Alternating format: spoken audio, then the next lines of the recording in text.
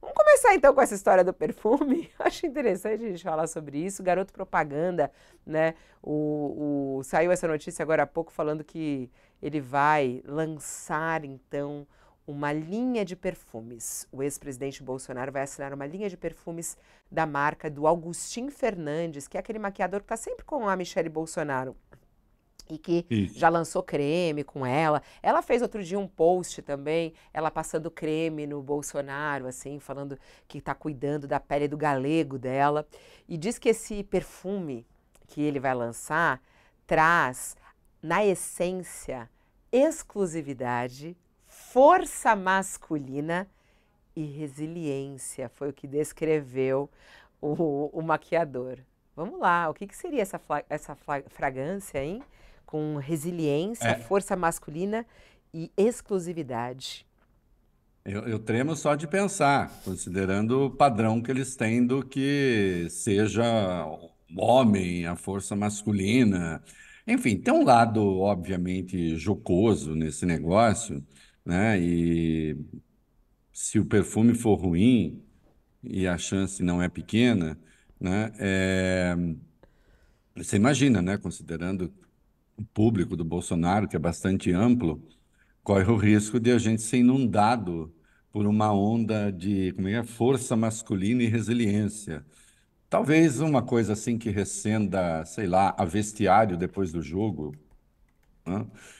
Agora, ironias à parte, isso quer dizer alguma coisa. Eu acho que a gente tem que pensar que isso que parece ser engraçadinho, uma bobagem, mas isso mostra como eles estão organizados e como a esquerda andou perdendo pé.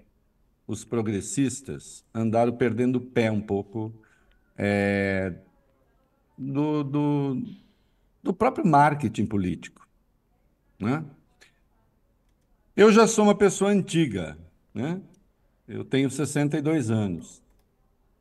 O primeiro partido no Brasil que começou a produzir coisas, objetos de consumo, ainda que com uma marca ideológica, mas de qualquer modo esse perfume também tem, né? Foi o PT. O PT surgiu, no ano seguinte já tinha estrelinha. Tinha estrelinha, adesivo, camiseta, uma farta produção de material de identificação, né? Os signos de identificação. Então, você tem uma estrelinha, eu também tenho uma estrelinha, e pronto, nós temos estrelinhas e pertencemos a uma mesma comunidade, a uma mesma grey, a uma mesma ordem de pensamento, né? É, E isso foi uma inovação. Aliás, colaborou certamente para o PT crescer bastante, inclusive junto à juventude, né?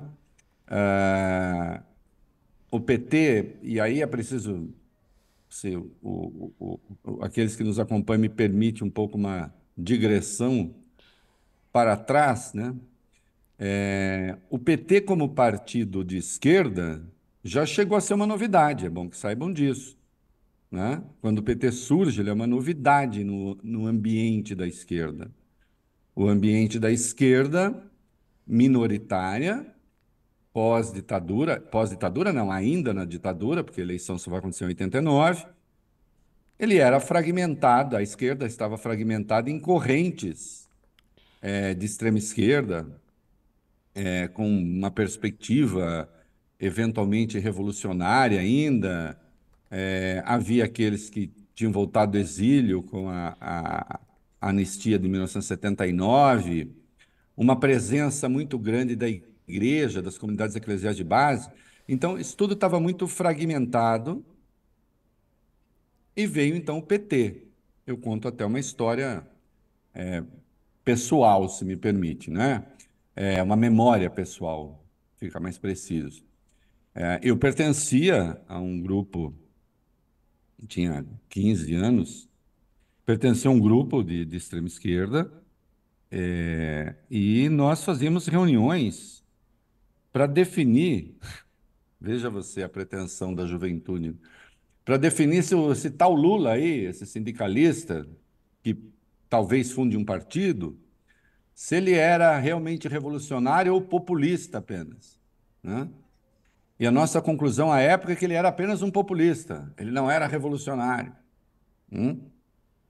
Mas o fato é que o Lula conseguiu agregar essas várias correntes, criou-se o PT como uma novidade no terreno da esquerda, um partido de trabalhadores, que se dizia, e até foi a crítica que se fez ao PT, então não pode ser empresário se pertencer, se quiser pertencer ao PT, é um partido realmente de classe, se é um partido de classe, vai ter luta de classe. O PT soube enfrentar essas questões.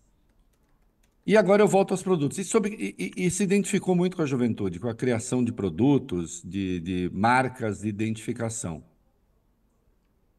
Isso foi se perdendo um pouco com o tempo, né? O poder fez bem e fez mal ao PT. Lembre-se que o PT está no poder das eleições. O PT ganhou 5 de 9 eleições diretas, né? Então,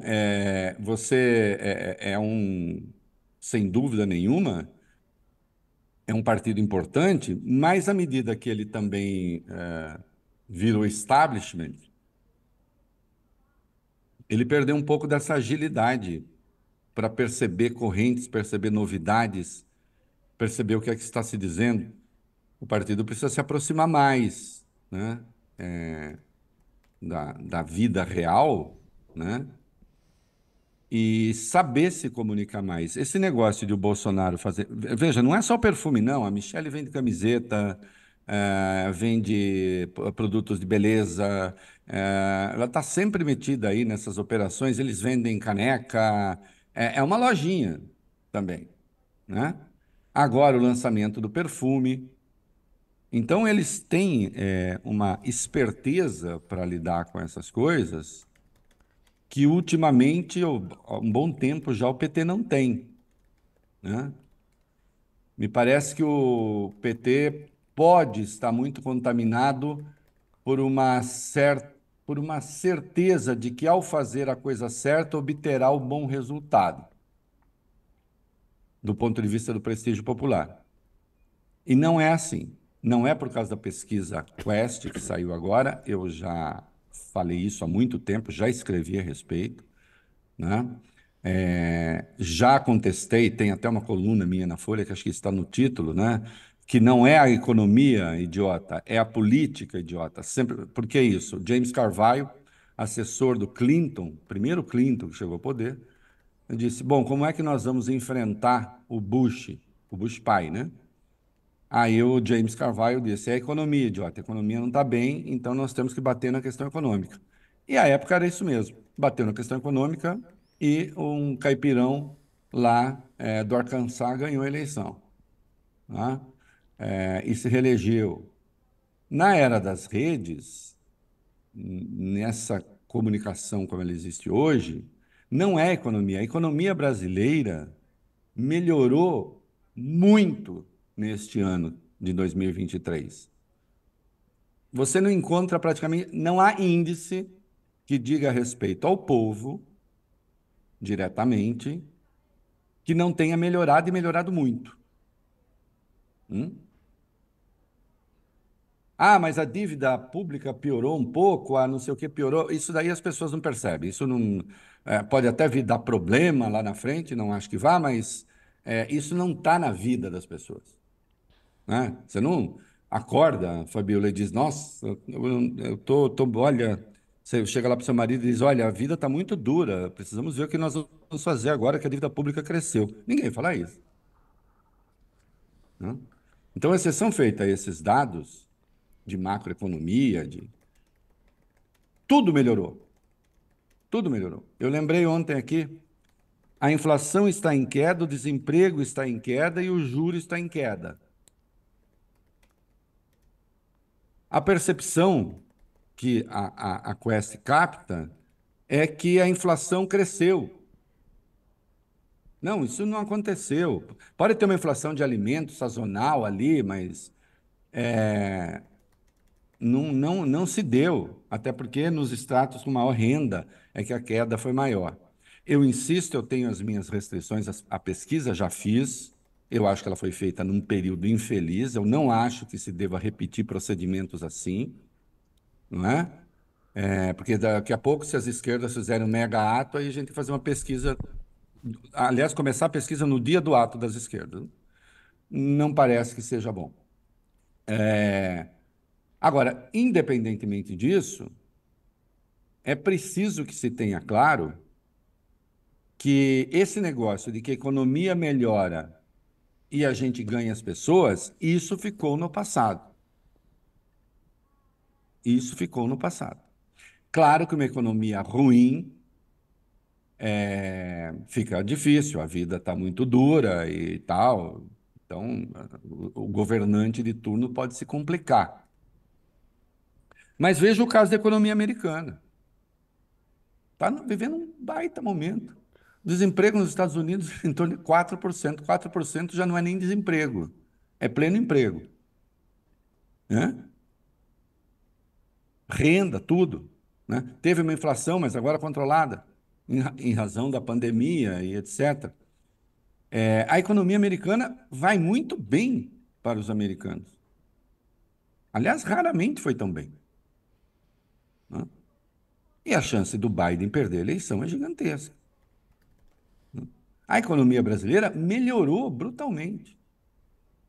Agora, se você tem uma máquina organizada que não está dando bola para isso, e que, portanto, vai ficar martelando valores que são de natureza ideológica, é preciso saber fazer essa guerra e é preciso não cair em armadilhas.